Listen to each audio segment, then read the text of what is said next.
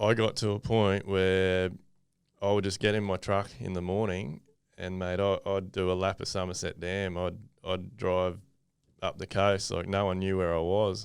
I was just driving around. My missus would ring, my boys on site would ring, and, like, yeah, I'd answer the phone. I'd talk all sweet.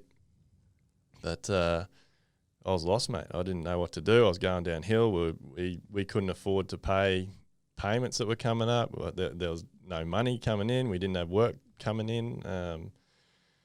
And I was just like, I've had enough. I don't want to do this.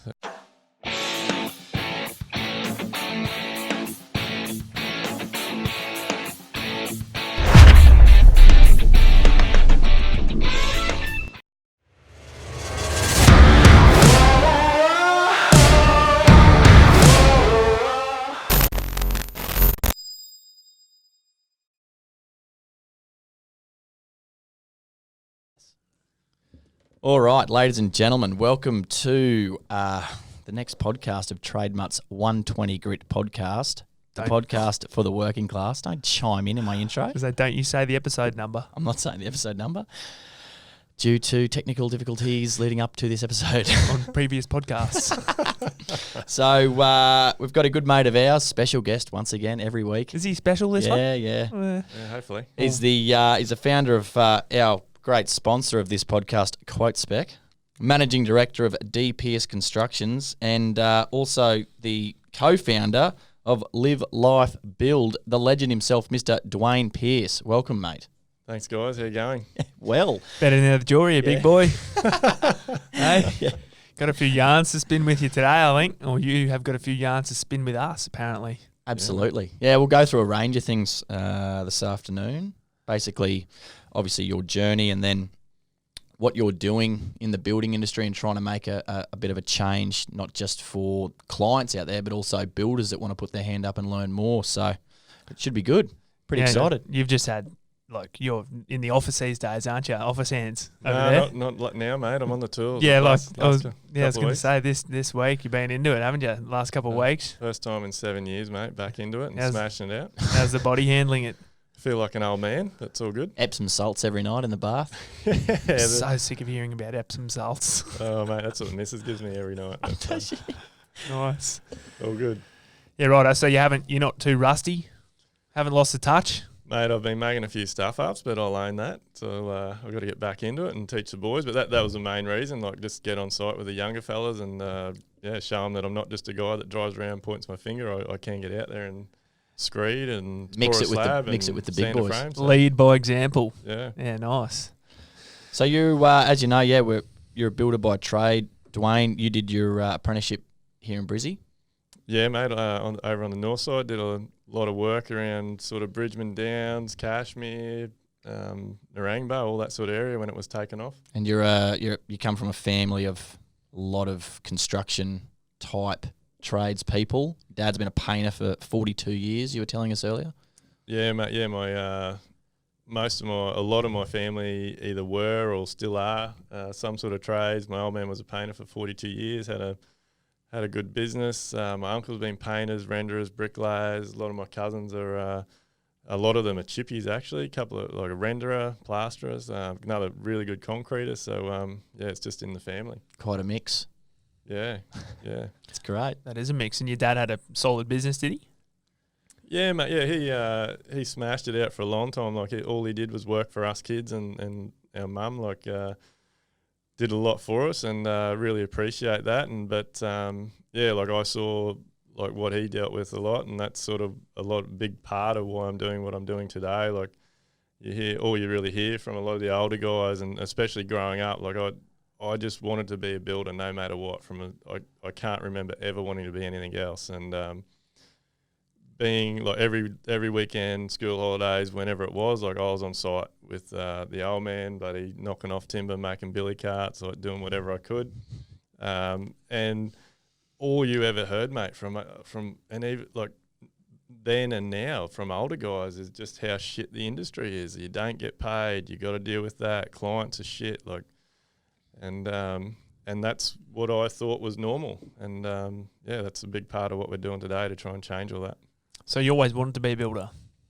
Didn't want to be anything else, mate. Yeah, right. Don't know. I think it comes back to my great grandfather was a builder.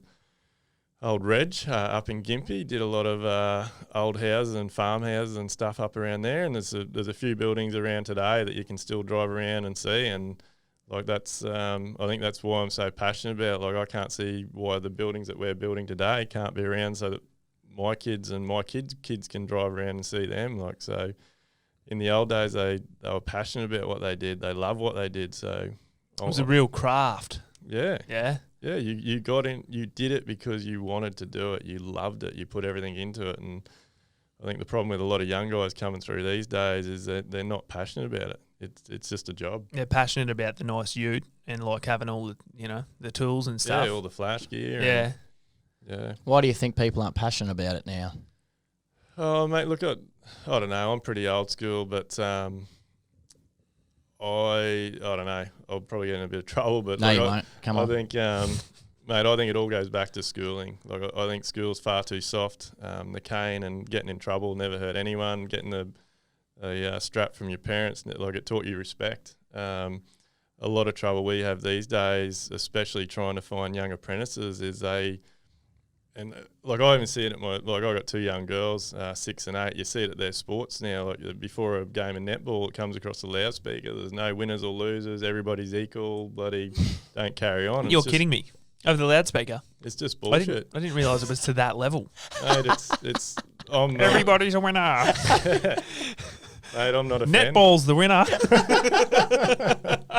Yeah, mate, they just don't get taught to fail or lose, and then we get them on site and you give them a kick up the arse or you tell them what to do and they make mistakes and you get up them or you have a go at them, or it might not even be having a go at them. It's just saying, what are you doing? Like, I've just told you to do that.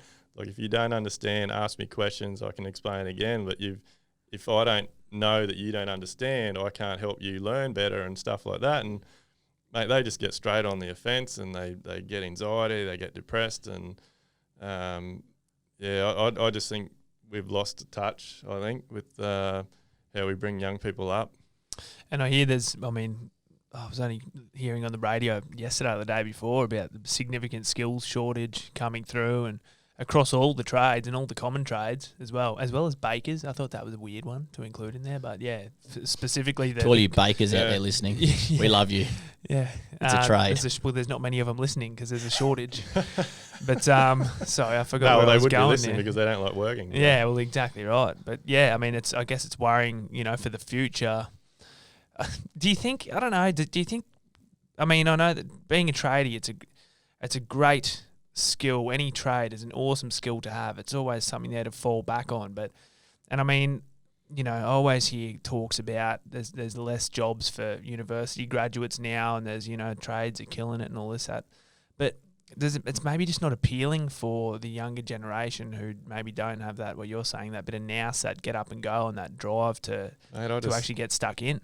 I just think they're lazy, mate. Like I honestly couldn't tell you how many apprentices we've tried in the last 2 years, and out of all, like, it would definitely be over a dozen, and out of that we've currently got 3, and mate, they're so difficult. You catch them around a corner on their phone or like Facebook, Instagram.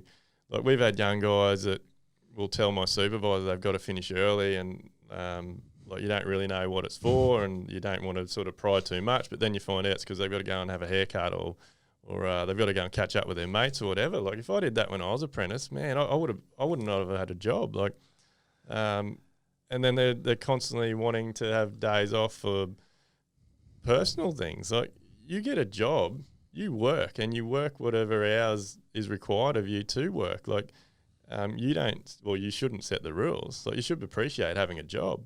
Yeah, it's an interesting time, I suppose, from my perspective, that a lot of people are sort of skipping the trek up the mountain, sort of wanting to be at the top. Yeah, pretty instantly. I think that's the big thing. Like, people, and we see it, even apprentices we put through, they finish their time, they still don't know everything that they need to know, and they expect to go straight to the top. Finish their time, straight to the top level of pay. And it's not like that. Like, you've got to prove what you can do, what you know, your knowledge, and you work your way up. Like You know, one thing that Sorry. grinds my gears when you hear people talking about, oh, I'm charged out. This is my charge out rate. Oh, you know, my boss charges me out at this. Like, as if to say that's what, like, they should be earning. Yeah. Do you know what I'm talking about? Yeah. Have you heard that? Oh, I get charged out at, you know, $85 an hour, but I only get paid $35. It's like, Oh, mate, I think that goes in all industries. Bloody bone of contention oh, over here. it's so annoying because it's like, it's people saying, well, you know, I should be on that. You know what I mean? Like, that's the boss is getting all that money and I'm earning that for him. But it's like, well, no. We'll touch on that finances Yeah, and margins later, anyway. Derek. Let's not bombard everyone with that right now. Well, it's just, you know. Yeah, I know. So you're talking about your apprenticeship then. So tell us about then where you started off, getting into your time, how it was for you, and you know, and how bloody hard you worked. Mate, look, like at the time, I hated my a part of my apprenticeship. Like I did my apprenticeship with two guys, old Desi, and then I finished it off with Dave. But Des and Dave. yeah, mate, they Legends. mate, looking back now, I wouldn't be where I am if it wasn't for them. Like, and they did kick me up the arse. Like, and you had to work hard. You got told what you had to get done that day, and if you didn't get done, you were getting shit for it. So, or if you didn't get it done, you friggin' had to work till 6 o'clock or 7 o'clock to make sure it was done. There was no, but yeah, it was definitely a lot harder than it is these days. Man, you asked for a day off or put your holidays in, and you felt bad. You were scared to ask for it because you had to be working. So, but look, I think obviously things have changed. Like society's changed, the world's changed, and I respect that. And one thing we really do with our guys now is like tell them, like, I don't mind if my guys want to have time off. We encourage them to have time off if their kids have got a special event on, if their team wins a football grand final or something. But like, you've got to tell us, like, give us 4 weeks notice, 2 weeks notice, so that we can work that into our schedule. Like, I'm all for that, and especially since I've had kids, I've realised that a lot more. You only get a lot of opportunities once, and if you don't take advantage of it, that's it, it's gone. So. Like, I don't want to sound like a real hard ass that just pushes and pushes and pushes, but it's got to go both ways. You got to, like, I know when I was an apprentice, I appreciated my job. So I actually, like, I finished school 3 months after I turned 15, and I was told, like, you are not sitting around the house. Like, if you don't get a job in a week, you're back at school. And mate, I got straight in the paper, and the closest thing I could get to being a builder was a factory hand at a truss factory. So I actually worked at the old Northside Trusses and Frames for about a year and a half. And so I was the youngest one there by a long shot. I'd worked there 8 or 9 hours a day. At that stage, my old boy had a paint shop as well. And I'd finish working in the factory down there, and then I'd ride my pushy to my old boy's paint shop, and I'd do another hour or two there helping him load, stack paint and all that sort of stuff. So it's just, I don't know, I appreciate it. I like hard work. I think that's... Got the work ethic early. Yeah. Yeah, well, I suppose it's important. Yeah. It's hard to come by now, though, that people are willing to do it. That's the other thing. Like, Yeah. I was probably lucky because I was isolated, like, when I worked in the territory and stuff. So you sort of... Yeah, you couldn't get out of it. So Yeah. you had to be there. There's two sort of parts to it. Like, you gotta want to be doing what you're doing to a certain degree to then learn enough of it to give you that drive to, you know, to really become passionate about it and to want to do it more. Like, if you're not into what you're doing, Yeah. well, then don't waste yours or anyone else's time. Life's too short to be doing shit that you don't want to be doing. So find out what you want to do and do that, you know what I mean? And then give it your all, because... Yeah, but I mean, the other thing is too that I don't think people, when they do give something a go, give it a red hot go. Yeah. Yeah. Look, They we've would had, rather just bumble along through it. Like, you know, there's plenty of apprentices that I've met that are just bumbling through it. It's just mate, like, we've had... doing it. We've put young guys on, mate, and they've the first day on site, they've had to have a shovel and dig a hole for a fence post or something. They've come back at us and said, "Oh, but don't you have machines for this? Like, what have I got to dig a hole?" You. And then That was my first job too. That was my first job, the first day of my apprenticeship, was dig a hole. I still remember it behind that retaining wall at that job at Kedron. Shit, yes. Yeah, and they don't show up the second day. Like, I showed too up. hard. Shut up. It did well. Yeah. Oh, got waterproofer over through. here. Waterproofer. Oh, that's right. That's a whole other story we can talk about. Well, that, Derek. yeah, we They're can. You mean a Teslas, waterproof, they're mate? Well, when I started my apprenticeship, old D'Anthony over here. He was the. I was, were you? I You was, were- you I were was like 2 a- years out of my time, Yeah. right? I didn't when I finished my apprenticeship. I wasn't that confident. I felt like I could have used an extra year in my apprenticeship because I came out and I didn't want to be like, "Fuck, I'm out on my own now, and I don't know how to do everything." Like I'd like to still be learning. But a couple of years, 2.5 years out of my time, and I started working at Norcon. And by that time, I was confident. Yeah. Really found my straps. First day, working with this idiot, greenhorn, completely like first day on a building site. And, we both started working same day for the builder together. And so I sort of got stuck with him, and then The two newbies. the two newbies. So You're it's like, like what have I gotten into 6 years into my trade, 1 day into his trade. And it must have been like the, I don't know what, a couple weeks in. It was a hazing period. It was a hazing period, but there was a really long block wall. It was just a front fence. It was, probably 1,200 high or Mate, so. it wrapped 3 sides of the house. It was and when they dug out and put the footings in, they hadn't dug back bugger all. So to get in and waterproof it, and some of them were like, I don't know, probably 1.5 meters, 2 meters high in places, higher actually. And I had to get a broom with a vacuum cleaner and like a banister brush on the end of like broom handles to try and scrape the mud off to like. And we literally waterproofed. We were waterproofing, blackjack. The proper blackjack stuff for like a week.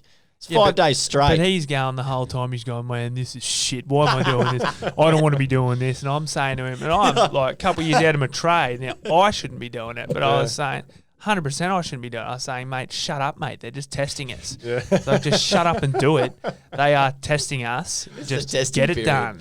You know Getting what I around mean? in those sperm suits like hazmat suits. But he always comes back to me and he always says, mate, that day, he said That you were made right. us. He said you were That right. made me. That made us. As you're right, they were just testing us. It's Yeah. like, just shut up and do it. You know Well, what I mean?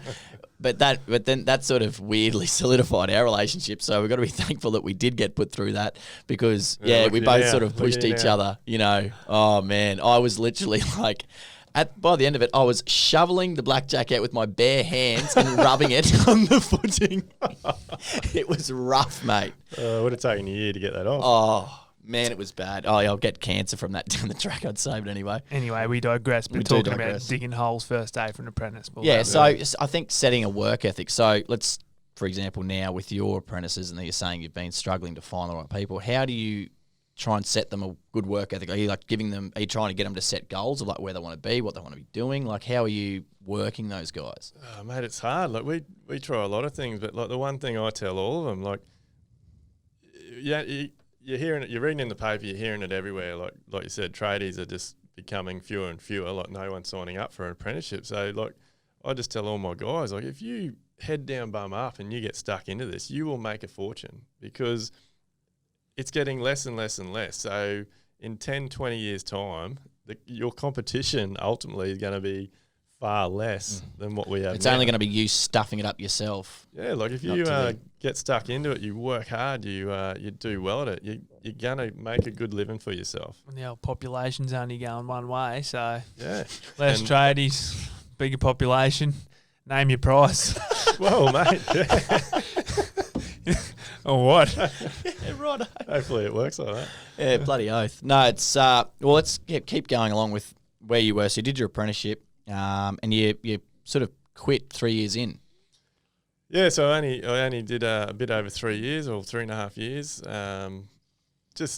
It wasn't really liking, and I think that's why I can probably sympathise a little bit with some of our apprentices. Like I was just put under the hammer every single day. So at that time, it was only myself and my boss, and I don't know, I was just cracking under the pressure, and I got to a point where I just hated going to work. I just didn't want to do it. Been there. Like I was getting left to do all these sorts of jobs, like you say. Like I wasn't even finished my time. I didn't really know what I was doing, and I was expected to just go and do it. And then when it wasn't done or done properly, I would cop a flogging. So just a communication breakdown, like a well, there was no one expectation. else. There was Yeah, only okay. the boss had dropped me on site with the trailer. He'd go home, do all the paperwork, come back, pick me up in the afternoon. So Wow, that's a lot of pressure on a third year apprentice. I finished up. Looking back now, like I said, I appreciate the trouble he put, like the pressure he put on me, because it's made me who I am now. It's got me to where I am. But yeah, I didn't finish. I ended up going back and working for my old boy. So went and swung a paintbrush for 18 months, 2 years. Nice. So what was it? What sort of stuff were you doing? Like, what sort of work were you doing? In terms of, like, were you doing new builds? Were you doing renos? Like, were you during your apprenticeship? Like, Yeah, all new builds. all new builds. Yeah, so, right. he And you was were a- out there on your own. Yeah. Yeah, right. So they were more so project type homes, and mate, I was trying to stand walls. I was doing soffites, cladding. Like I was doing What's everything. this bloke thinking? Everything on my own. Why was he making you do this? Well, mate, it didn't. Well, I think it ties in a lot with what I'm doing these days with trying to help builders and quote spec. Like, builders don't know how to run businesses. Yeah, There is nothing like seeing a bloke trying to install a soffit on his own. Yeah. Oh, there's ways, but anyway. Mate, it can be done, but it's hard work. It is. So you almost became a painter. Yeah, mate. So I got on the brush, and it was actually very enjoyable. Like, I really enjoyed working with my old boy. So he did a lot of work for some big developers. This is, like, we're going back 20 years, and one of the developers that he was doing a lot of work for just hit me up one day. He's like he knew I was a good worker. He'd seen me on the sites, and he's like, "You're a chippy, aren't you? Like, why don't you come and do some building for me?" And I myself and one of the other chippies that was doing his work at the time teamed up. We put on an apprentice, and it all kicked off from there. Yeah, right. So did you get signed off? Yeah, so while I was a painter, Yeah. in that time I went and did the small business course and got on my license. Yeah, and all wow. that. So still wanted to be a builder. Yeah. But just wanted a break for a little while. Yeah, wow. So what was so it's all just evolved from there. So you've just started with a couple of blokes and then bang. Yeah, so mate, we put on one, and again, I just had that work ethic in me. So the partnership didn't last. I don't think it even lasted 12 months. We ended on good terms, but I ended up I just kept growing. So I kept, the more work this developer could build. At the time, it was all inner city units and townhomes, and I just kept growing. I started putting on chippies. I started I'm only I just turned 21 at this stage, and then it got to a point where he, like, at that stage, he was doing between anything from 60 to 100 townhomes and units a year, and it got to a point where he just couldn't keep the work up. He had two other chippy gangs that were doing his work, and I just started looking for other work. So, and it just grew and grew. I took on some other developers, and long story short, I ended up, by the time I was 24, we were running 35 to 40 chippies, and I did that right up until I got my builder's license. So we were doing work as far up as Gympie, northern New South Wales, and we're just killing it. 35 to 40 chippies. Wow. How are you managing all these blokes? How old were you? 24, 25? Yeah. Yeah. Yep. Shit, that's young for that many. Like, yeah. Tell us about that. Mate, I loved it. Yeah.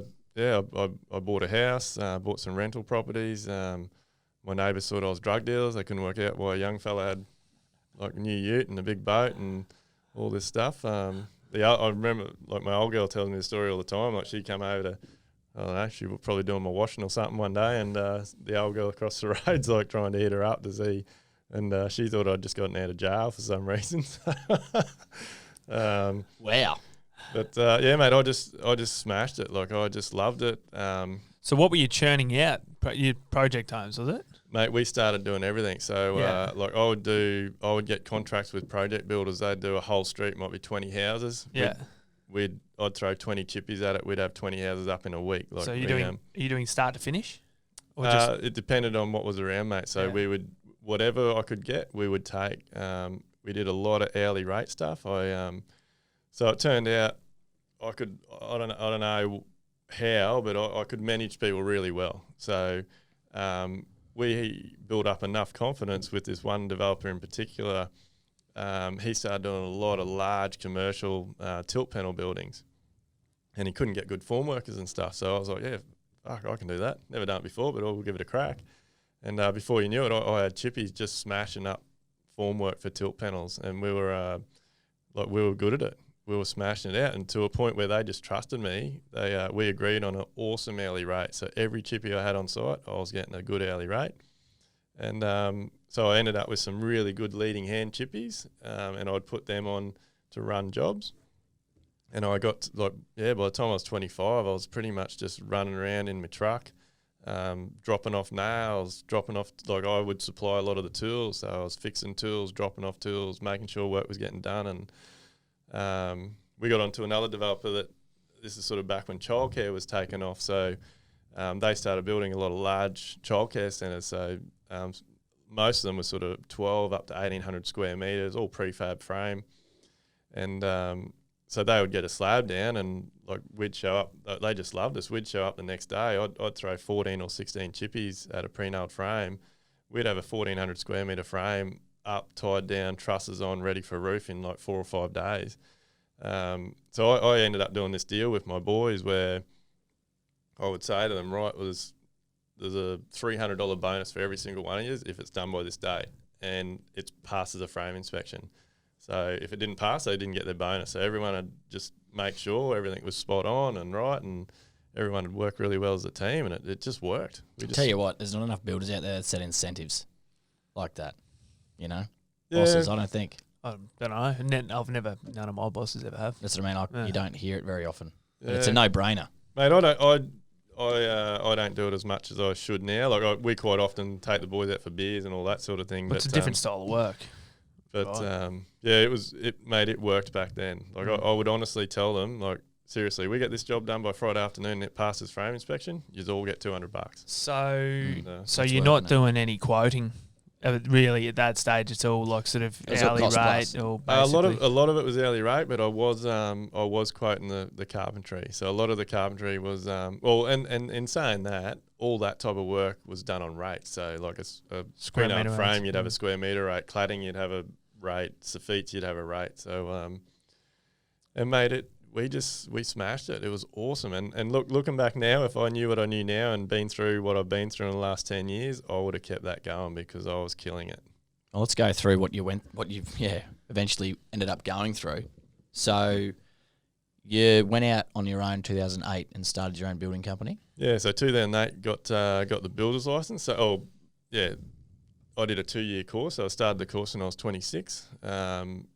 And it was so I took all the stuff away. I did it in my spare time.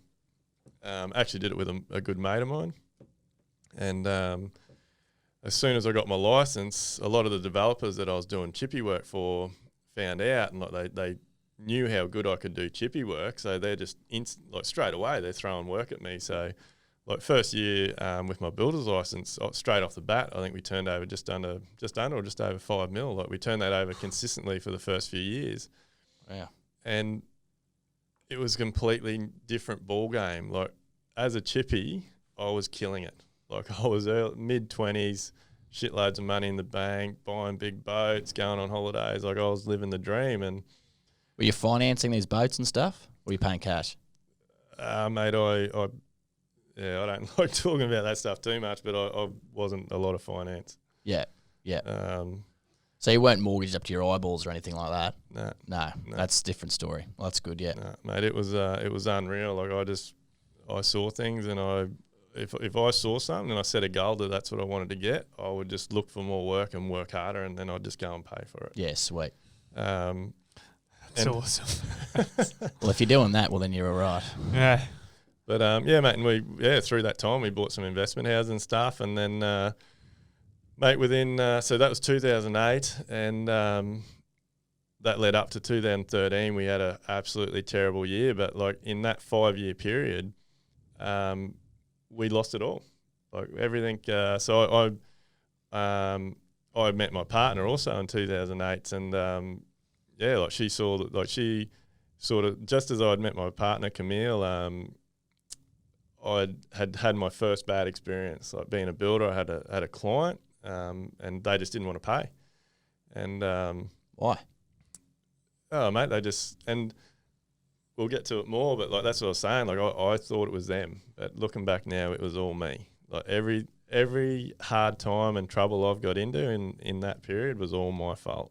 And that was a massive turning point for me, was owning that, because you don't get taught anywhere enough to get your license, and I think it's absolutely ridiculous. Like the amount of money that we deal with as builders, building houses for people, and the contracts we use, like you just can go wrong pretty badly. Shit can go wrong. And one thing I tell guys these days, like you might be floating along thinking that everything's all rosy and good, but it is only a matter of time. Like sooner or later, you are going to get a client that knows the contract better than you do, and they will screw you over.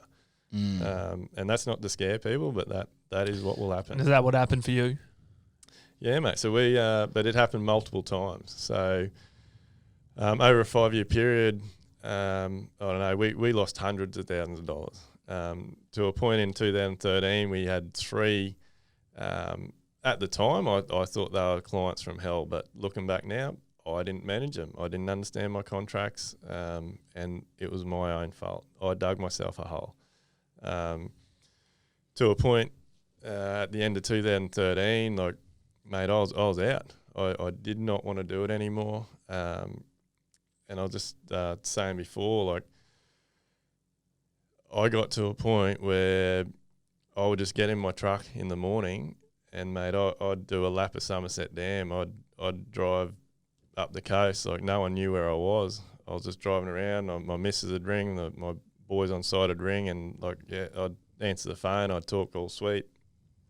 But I was lost, mate. I didn't know what to do. I was going downhill. We couldn't afford to pay payments that were coming up. There was no money coming in. We didn't have work coming in. And I was just like, I've had enough. I don't want to do this. And how did that make you feel? Like, what was the thought process there when you just can't see an out? Oh, mate, there was some pretty dark days. Like I didn't talk anywhere near enough as what I should have. Like I talked to a couple of people, but I never let anyone know just how bad it was. Mate, yeah, I'd drive like up Mount Me somewhere, and I'd just park in a park and just sit there all day until it's 4:30. I've got to be home soon. I'd go home, and yeah, it was shit, mate. It was absolute shit, and it was all, looking back now, there's nobody else to blame except me. Like 100% my fault.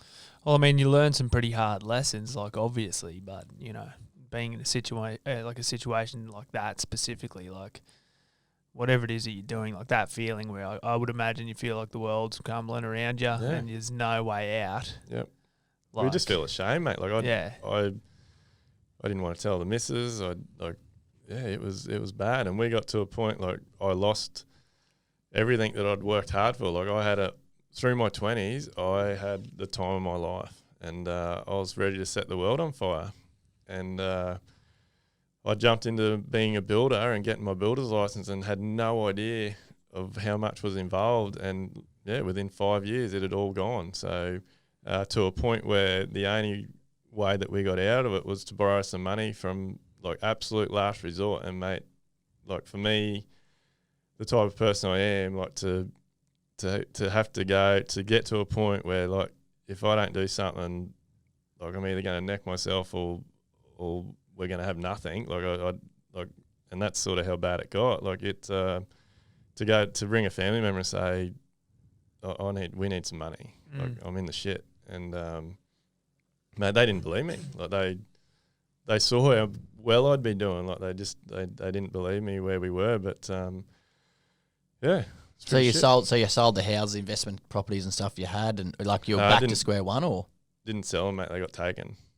Like, right. we were in the shit. Right. Like, okay. Yeah, I'm just trying to set a picture for everyone so I can figure out what's going on here. And look, it wasn't all my doing. It was like, there was some shit going on with my old man as well. We had some joint ventures, and he got into some strife as well. And so it was more than just me not knowing how to run my business. It was just bad timing. It all just happened at once. Fuck, and that must have been, yeah. I mean, sleepless nights, and you just had no idea where to turn, where to talk to. It was shit. It was shit. So where was the turning point, or was there a turning point, or did it take a while to happen?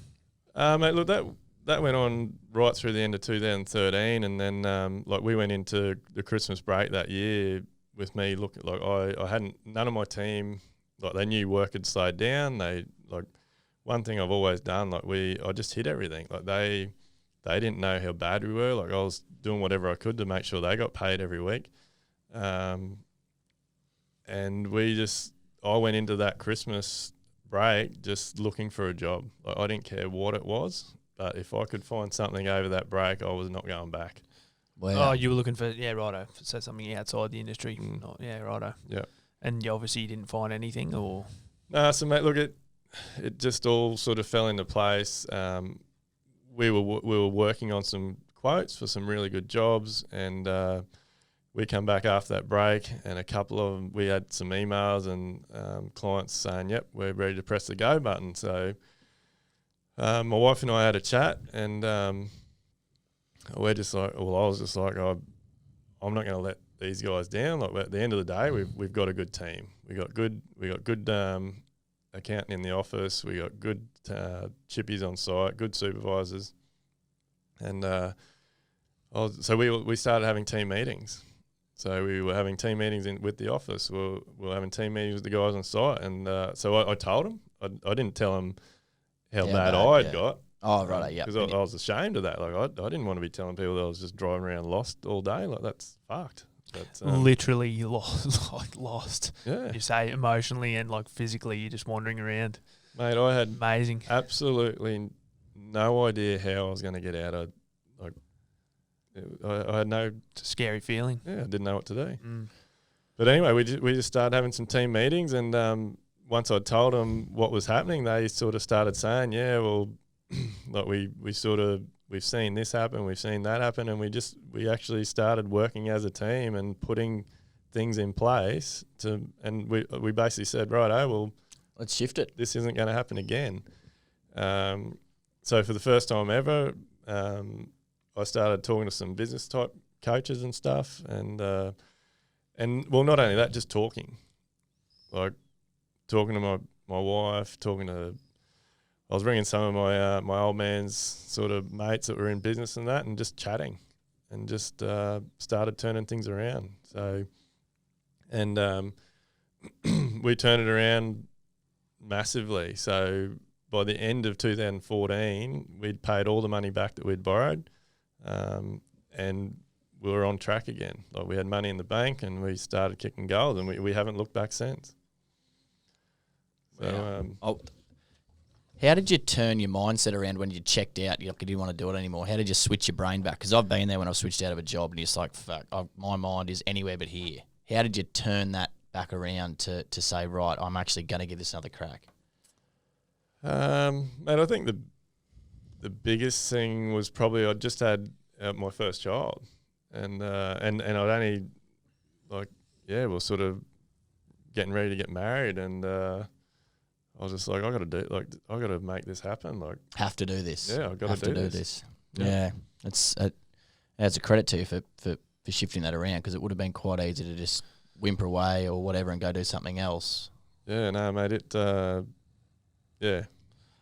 I reckon I know for a fact, and you would too, how many builders there are out there, and sole traders, and you know small business owners that are just in such similar positions to that. I've heard so many stories. I've read stories in the paper of people running businesses and everything's great, or it always was great, and then there's a fuck up, and then it all starts to go downhill. But it's always the builder's fault, mate. That's the other thing. But that the facade, like you don't want to, like where you were, like it started to go down here, you probably saw that shit was completely screwed, but you weren't ready to tell anyone, or you need to keep up that facade of success, or that everything's okay, and it's like so far from okay. Yeah, it's as far as it can be from okay. Yeah, it's shit. Sorry, no, I just cut you off there. You're good. But we do it to each other all the time. We do it all the time. So that progression back out. So you're 2000 end of 2014 now. You got some cash back in the bank. It's starting to look like you're back on track.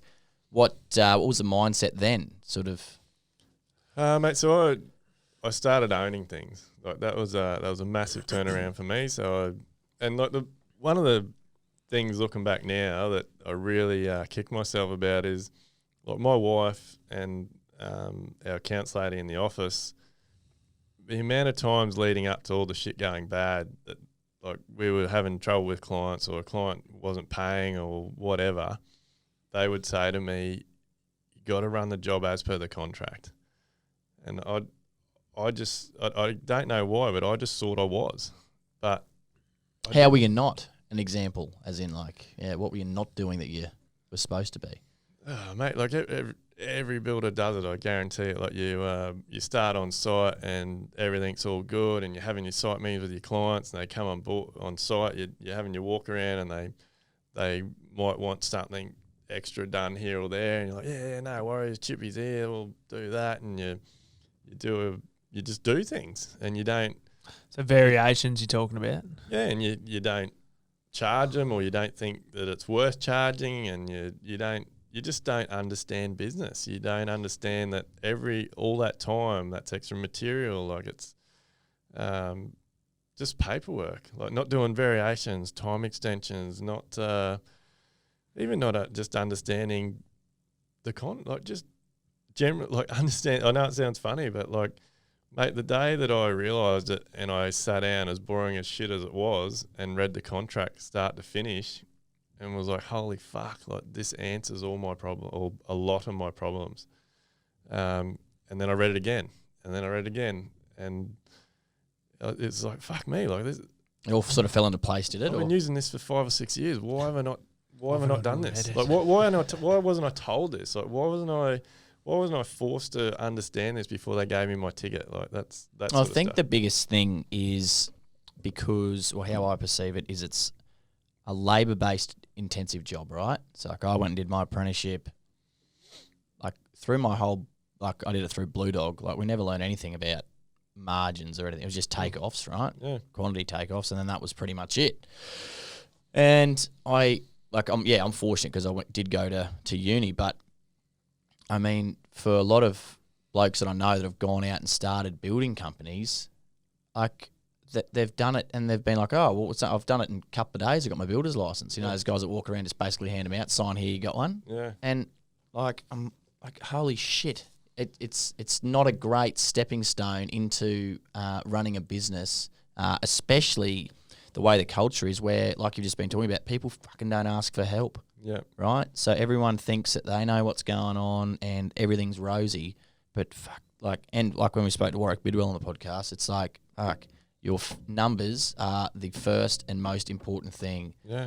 Everything that you do, no matter what it is. Because like, as soon as you get to work or have someone at work, it's costing you money. Like, well, mate, it's right. Like, there's a few things. There's a lot of things going on, but I think, like, I was obviously extreme scenario, I think, with how many chippies and what we built up. But I believe, like, most tradies get into a trade because they don't like sitting in the classroom. They want to be outside. They want to be listening to the radio and having a joke with their mates. You do your apprenticeship, and then maybe leading up to the end of your apprenticeship, I don't know, your family members, your mates start asking you to do a few little cashies here or there, and then those cashies get bigger, and you finish your time, you get your builder's license, and all of a sudden you're doing jobs for people that you should have a contract and you probably don't, and it just rolls on. It just keeps growing, and you don't take the time to stop and go, well, I'm not just a builder, I'm an accountant, I'm an advisor, I'm a consultant, I'm an engineer, I'm a designer. Like a builder wears so many hats.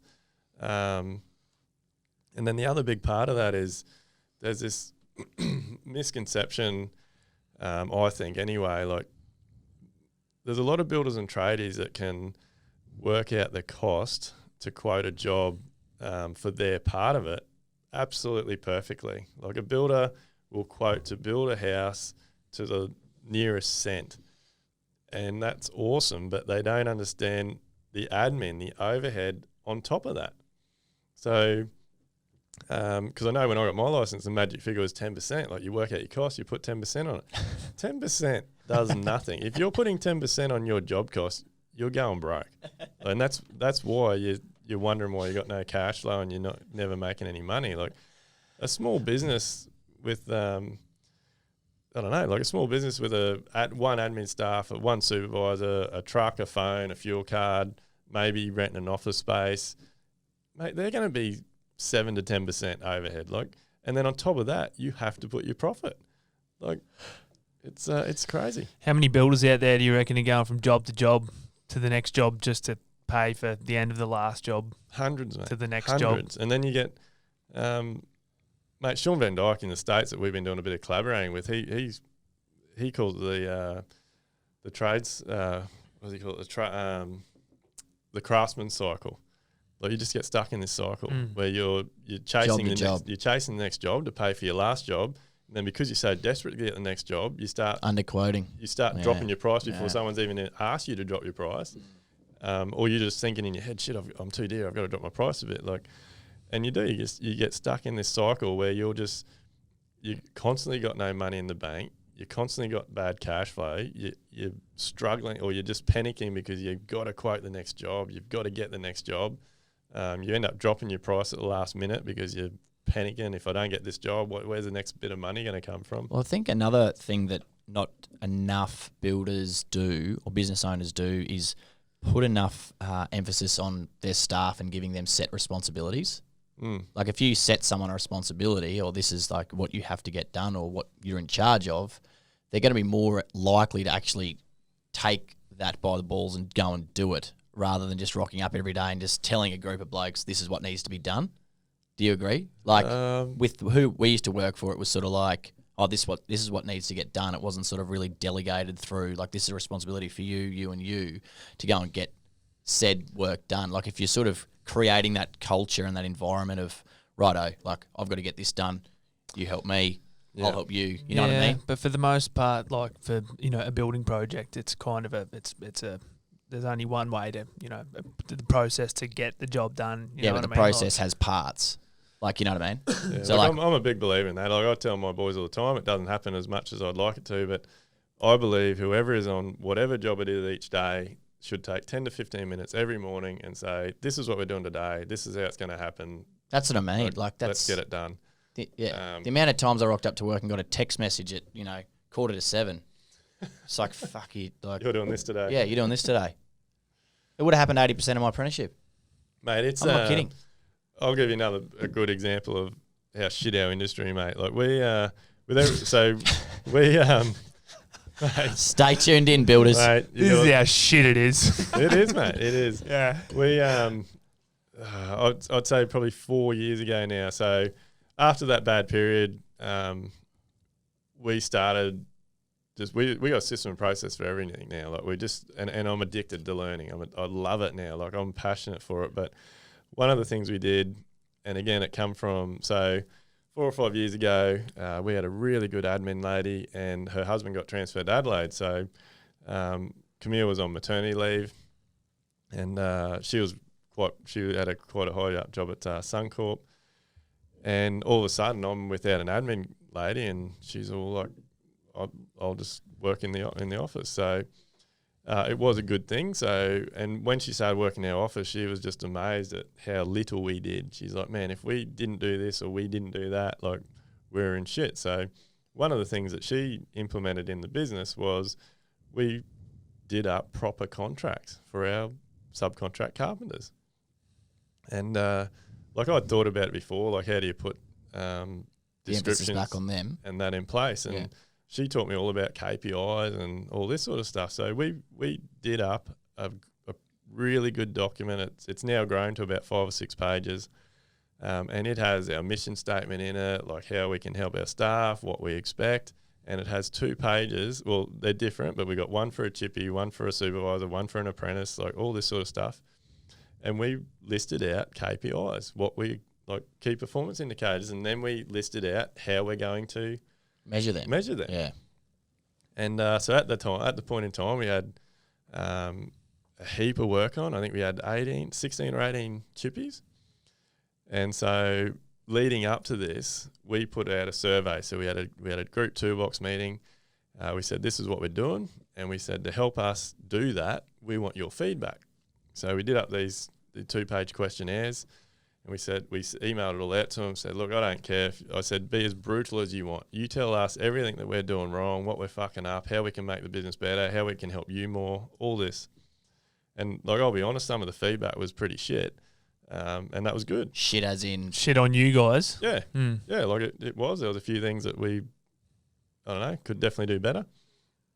Anyway, so we took that feedback, we built it into this contract, and I started getting in the office. So one by one, a couple a week, they'd come in the office, we'd have a little chat. I'd give them the form, and we gave them all a date that the forms had to be back by. And part of that form was because they're subcontract carpenters, a lot of them, we'd just let them get away. They'd gone and got their, finished their apprenticeship, they had their card, but they hadn't gone and done their small business, like they hadn't got their QBCC license. So part of the thing was, if you want to be paid a good rate as a chippy, you need to go get your license. You need to sign our contract. You need to go and get insurance. We weren't asking them to do anything out of the ordinary. We were just asking them to do what they were supposed to do. Making it more professional. Within 3 weeks of us handing all that out, we were down to 6 chippies. What, you'd sacked them or they'd quit? They'd all walk, mate. They're like, I'm not getting a license. Take your license and shove mate, it. that is our industry. Yeah. So it was too hard. So most of them said to me, I'm just going to go and work for someone else that doesn't want this shit. And they all walked. And at the time, mate, like we went into panic mode. Like we had all this work on, and all of a sudden we're stuck with a couple of chippies, a couple of apprentices, and they all walked. And it was actually a blessing in disguise, because at that time we had that team for a few years, and we ended up thinking, well, right, fuck, if yous are too useless to fucking even, like, you want to get paid good money, and yet you won't even deal, like, we've been very professional, like, we've actually, so the best, like, the part of this was, like, a lot of them were trying to buy houses and things, and because they were subcontractors, they couldn't get loans and things, so by having a so on the part of the contract was, we asked them, like, how long do you want to work here for? Like, this contract can be 1 year, 2 year, 3 year, like, yeah, mate, they all just walked. That's unbelievable. Why do you think that people in the industry don't want to, I suppose that's not like an upskill area, but I suppose. Or why don't they want to play the game? Play the game, but progress and upskill, learn more. Mate, I was that person. Like, I probably would have done the same thing if I was back in my early 20s and someone had done the same thing to me. Like, But why though? Well, for me, mate, I didn't finish school. I'm the first to admit, like, I'm not a very intelligent person. I failed most things at school. I love woodwork, metalwork, and graphics. Like, that was fantastic. Really depends how you define intelligence, mate. Hey, but Well, yeah, like anyway, general spelling, reading, like all that stuff, I'm not good at, and I'll admit that. And until I realised everything I've learnt in the last 4 or 5 years, like, I was probably the same. Like, you stick a form or paperwork or ask me to do a test, mate, I'd get all anxious and anxiety and start freaking out, and I tried to avoid it as much as I could. So I think that is a big problem in the industry. And the other thing is, obviously, no one ever asked you to do it or checked up on you. Like, did you ever get asked for your license? No. No one ever asked me to see my license, ever. Right. Do you have one? Well, I did. Well, we are running a bit long on time, so I want to talk about why you started Quote Spec, like why you started, Quote Spec and like Live Life Build. Why are you doing those things, mate? I don't want to see people go through what I went through, and so back then when we were starting to turn everything around, I started talking to some coaches. One in particular, and I'm a big fan of that now. Like, I believe everybody should have some sort of coach, because just having someone to hold you accountable and push you along. But they tidied up a few things in our business, but one thing I learnt very quickly was they're all just business coaches. They don't understand builders and tradies. They've never been in our industry. A lot of them just see that the industry is struggling and needs help, and they're trying to make a buck out of it. So anyway, one coach in particular pushed me to do things that were way out of my comfort zone, and because he couldn't help me with what I needed help at, like Camille, my wife, would turn the laptop on overnight, set it all up for me, and I'd sit there and try and type things out, and I put together a course which I called Build Your Knowledge Before You Build Your Dream.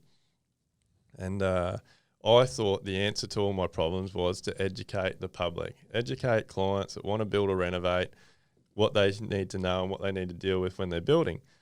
And it turned out to be a great marketing strategy. Like, we got everyone we put on, we'd get a couple of jobs out of it. But while I was doing that, I was like, I just had this light bulb moment where I'm like, fuck, hang on a minute, like, this is me. Like, I'm the problem here. That was when I started realising about the contract and things. And so I did a complete backflip. I teamed up with the coach that I was working at the time. I put together another full day workshop. So I had the content, he had the audience, and I put together a full 7-hour workshop called Rules of the Game. And I called it Rules of the Game because I realised that building a house is no different to a game of footy.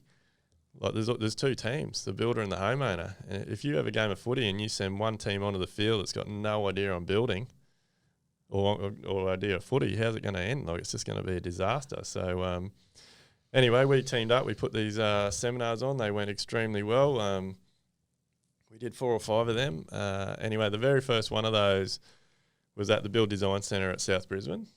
So this is going back probably just under 5 years, I'd say. Anyway, there was 42 builders there, and mate, throughout the day, I just thought it was going shit. Like, I was panicking, I was getting anxious. I thought, what? These guys are all looking at me like I'm an idiot. And those blank stares. Yeah, and mate, I was getting really anxious and starting like nervous. I was getting the nervous sweats going, and I kept asking this coach guy and my wife, like, what's going on here? And they're like, no, it's right. They're all taking notes. Like, it's going well. Anyway, at the end of the day, only a few people left. Everyone hung around, and what we realised is everyone was keen as mustard. They were just too embarrassed to put their hand up and ask questions. And anyway, one guy in particular, an older guy in his mid-50s, come up to me and like gave me a big hug, had a bit of a tear, and said, mate, if I'd come to this 30 years ago, I'd probably still have my wife and family, and probably would have made some money. And like, like Camille and I went home and just like, man, like that, it was worth doing that just for that. And anyway, I remember it clear as day. The following week, my phone, I think it was Tuesday, Wednesday afternoon, my phone, late afternoon, I kept getting this private number ringing. Anyway, part of what I was teaching these builders to do was ignore your phone. Like, you got to shut off. You got to have business hours. Anyway, this private number kept ringing. 8:30. Camille's like, you better answer that. Like, something's fucking wrong. Like, don't keep getting calls from a private number for no reason. Anyway, I answered the phone, and there's this bloke on the other end just sobbing uncontrollably. And I'm like, fuck, what's going on? Like, who is this? What's wrong? What's like? I was starting to panic. And anyway, I calmed him down, and he's like, Duayne, I just needed to tell you, you saved my life. Like, if I hadn't come to your seminar last week, I was going to neck myself. And anyway, we spoke a few times after that, but it wasn't so much it was a lot to do with the content that I delivered, but it was more, this guy thought he was on his own. He thought he was the only builder dealing with bad clients, dealing with not getting paid, and he could not believe that there was 42 other builders in a room all having the same problems. And they were just the 42 that turned up. Yeah.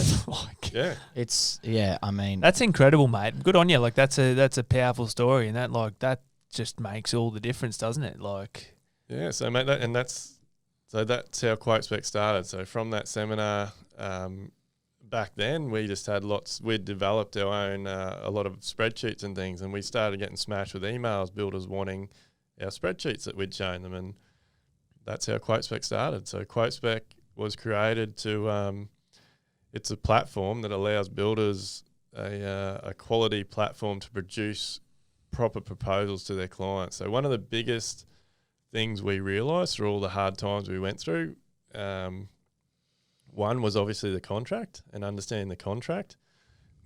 Two was obviously your costs. You got to understand your running costs and things. But the biggest one was, if you treat your quote as a proposal, and take it more seriously, put more time into it, it will solve all your problems. So you should be treating your quote as a spec, as a scope of works. Your quote should have enough information in it that when you get the job, you can look back to that quote and know exactly what it is you're doing, what you're ordering. The client should be able to look at that quote and know exactly what they're getting. And your subbies, your supervisor should be able to look at that quote and know what they're doing. Like, it should be a scope of works for every trade. So we're talking down to the number of lengths of timber and the number of nails and the number of, FC sheets and stuff that are rocking up the job. Yeah. So Quote Spec, we got some big add-ons coming out in the next 6 months, and one of them is splitting it. So there'll be a client view and a supervisor view. So the supervisor view or the admin view will see all your takeoffs. So a big part of what we've been able to do with Quote Spec and our business having such quality proposals is we get paid for our time now. So we do not tender a job. We do not quote a job unless we're getting paid. So we call ourselves a consultant. So we get paid a fee now to be a consultant through the quoting or through the design stage to work in alongside engineers, designers, architects, and it's made a massive change to our business. Well, mate, you've come a bloody long way from that 2013 year and where you were at, the crossroads. You chose to stick with it with your young family and smash it out and to then innovate and try and help other people. I mean, it's a bloody credit to you. It's awesome the way it's come about. Like, it's not... I mean, there's plenty of, platforms, digital platforms and stuff out there that are designed by a bunch of, I'm going to say nerds, who don't understand the industry. Yeah. Sorry, we've insulted a lot of people today on this podcast. Hey, I'm a nerd. Bakers, nerds. Yeah, it's all happening. But yeah, I guess the fact that it's from a bloke who has been there and done that, and, understands the industry, I guess it's credit to you, mate. It's a really cool thing. And I don't want to see anyone go through what I went through. And if and that's what we're doing Live Life Build now with Amelia as well. Like, we've developed processes, systems, all this type of stuff. And if we can get guys on board and like even with Quote Spec, like my wife Camille does all the training. Like we're there to help guys. If they need support, we're there. But I don't want anyone. I want everyone to enjoy what they do. Like, I love building, and to think that I got to a point where I hated it. Like, I wanted out. It really broke me. So I don't want anyone else to go through that. Like, it should be, you should go to work every day and love it, enjoy it, and you should make money. Like, profit's not a bad word. Like, you should make money. Bloody oath. And I guess that, I mean, we've introduced every podcast with the fact that this is made possible by Quote Spec, but when we say that, it really is because without you coming on board and giving us a hand, and we wouldn't be able to do what we do, but it's all in the name of trying to impart some positive messages and try to help other people out there. And I guess there's a lot of synergy that lies in that between us and what you're trying to do as well. We come from the residential building industry, and as do you, and your whole goal is to change the face of the industry. Hopefully not talk about how shit it continues to be and talk about how it's improving. How good it's going to get. Mate, it can be fantastic. Like, it is a great job opportunity. Like, whether you're a tradie, a builder, whatever, like, it is a great career path. There's so many benefits that, like I said, it can be very rewarding, very profitable.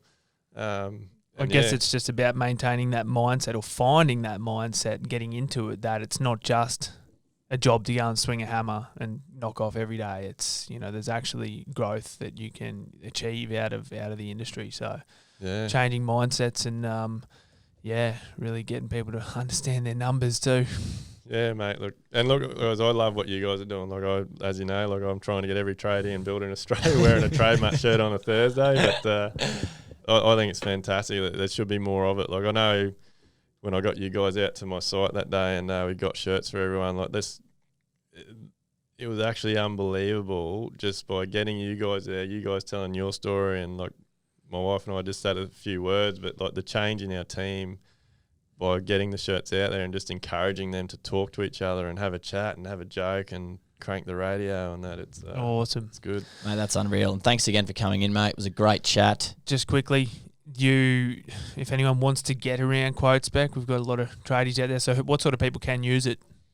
Mate, anyone can use it. We're actually on the hunt at the moment for tradies. Our focus has purely been builders, but there's actually huge benefits for tradies. So we're actually on the hunt we want one of every single trade. If they contact us, we'll set them up and do a really good deal for them and get them using it. And we'll do all the setup, all the help, and get it out there. Awesome. And if anyone wants to get around us, reach out to us, Trademutt or come Quotespec.com. Quotespec.com. Be prepared to get your life back. Yeah. Cheers, boys. Thanks, mate. Thanks, Duayne. Good on you.